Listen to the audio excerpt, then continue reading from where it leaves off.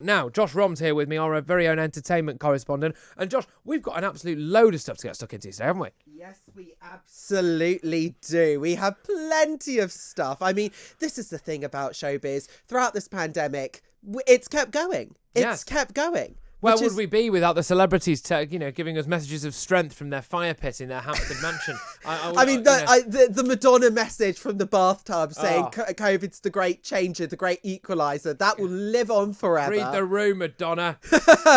You can say that again for sure. Right, so let's start with the Oscars, if you don't mind. Yes, absolutely. I mean, this is the thing. We are in the midst of award season. We've had the Golden Globes results, which were, there are a couple of surprises there. But we've had the BAFTA nominations. The Oscar nominations are finally in. We're really starting to see the big picture. So as expected, Mank, it's the Netflix picture about pretty much the making of Citizen Kane.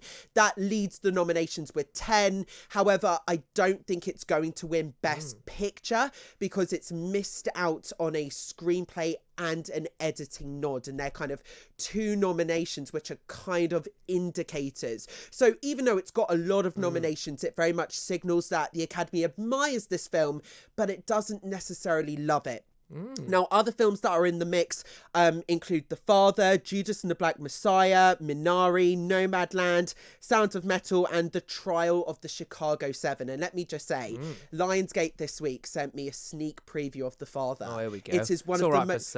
I mean, I'm going to drop some names. It's starring Olivia Colman and Sir Anthony Hopkins, both of which have got nominations for their roles in the film. Olivia Colman for Best Supporting Actress and Anthony Hopkins for Best Leading Actor. Who has actually become the oldest man to receive an Academy Award nomination for this. It's an incredibly touching film. It's about dementia. The film itself is incredibly distorted, but in the best way possible, because it kind of gives you a real insight into, what dementia sufferers go through. It's so touching. It's so poignant. Both of whom do a great job. I don't think Sir Anthony's going to win the Oscar because it's very widely accepted within the Hollywood circles and within the Hollywood pundits. It's rumoured that Chadwick Boseman is going to take the role away posthumously for his role in Ma Rainey's Black Bottom. Okay. Well, look, Josh, fascinating stuff. Thank you very, very much. Now let's do the BAFTAs before we get stuck into show and this is the thing is, the Oscars were very much kind of, we knew where they were going, so they were diverse in a way. So 9 of the 20 acting nominees in the Oscars were from ethnic minority backgrounds, and we've also had 2 women directors nominated, Chloe Zhao and British favourite Emerald Fennell for Promising Young Woman, and she is actually the first ever British woman to be nominated for a best directing. I actually thought that Promising Young Woman was the title of the award the first time I read it, and it's not actually. I just thought, it's like the most patronising. Gosh, she's a promising young woman. Yeah, well, I mean, to be fair, it stars Kerry Mulligan, who's also got a best leading actress nod for her role in this. I can't say whether or not they deserve it because the film hasn't been released just yet. Right. And even by the BAFTA nominations, the film won't have even been released. So this is going to be a British award ceremony awarding a British film that British audiences haven't seen yet. So on one side, it kind of shows elitism within the film industry, but on the other side, it kind of shows maybe what we've got to look forward to when cinemas eventually reopen. And it's very clear from Universal's strategy that they want this to be the kind of tenet of this summer. They want this to be the film that cinema goers flock to the cinemas to go and see because they're adamant that it's not going to get a streaming release. But as you said, you wanted to talk about the BAFTAs. Yes. So the BAFTAs, I think it's fair to say that even though the Oscars were diverse, the BAFTAs were even more diverse. So 2/3 of all acting nominees are from minority and ethnic backgrounds. So that's very impressive.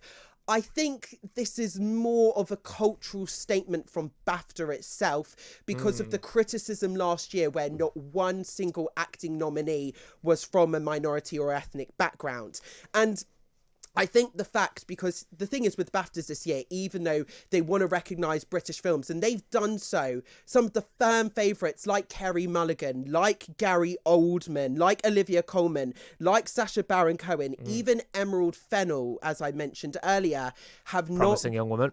Promising young woman, who also plays Camilla Parker Bowles in The Crown. So she's she's a range. double threat. What range? I know, acting and directing. But those Brits did not receive nominations at the BAFTAs. So it's very clear from this that even though BAFTA could have put their weight behind British Hollywood favourites, they chose to either promote up-and-coming actors and actresses and kind of other British films that have been overlooked throughout award season, like Rocks, which has been the surprise nominee, receiving, I think, 10 nominations at the BAFTAs, or they've nominated minority and ethnic background actors and artists instead of the firm British favourites, which were widely expected to be nominated. Gary Oldman is a favourite. Olivia Colman is a favourite. Sacha Baron Cohen, both overlooked for his role in both The Trial of the Chicago 7 as well as Borat, even though his co-star in Borat was nominated for Best Supporting Actress, Maria Bakalova. That's got smart a bit, hasn't it? Pardon? That's got to smart a little bit, hasn't it? I mean, the fact that he'll have been expecting something. The fact that Borat got 2 Oscar nods. Yeah. Not even Borat, the Borat sequel. Yeah, I think got 2 Oscar nods. Is kind of, that fact in itself is mind-blowing. It's a bit of a disgrace, really, isn't it? Well, it's not a disgrace. I think it's great for comedy, but the fact of the matter is... But yeah, I just think it's... I mean, okay, all right, fair enough. I can see both sides of this. I just think, but Borat for me is not...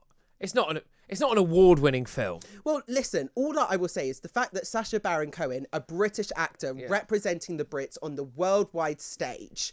Yeah. The fact that he got recognised for his role in Trial of the Chicago 7 at the Oscars, and the fact that he was a double nominee at the Golden Globes, both for Borat and the Trial of the Chicago 7.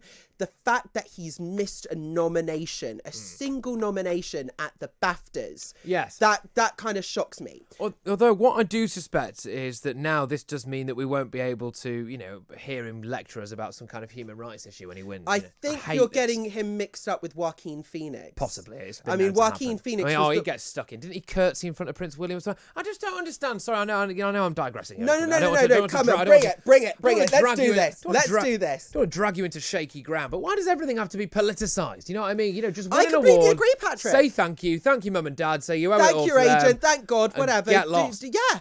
I couldn't agree more, and it's exactly Ricky Gervais's approach at the Golden Globes. But then Joaquin Phoenix just comes on stage strutting up, talking about artificial insemination of cows.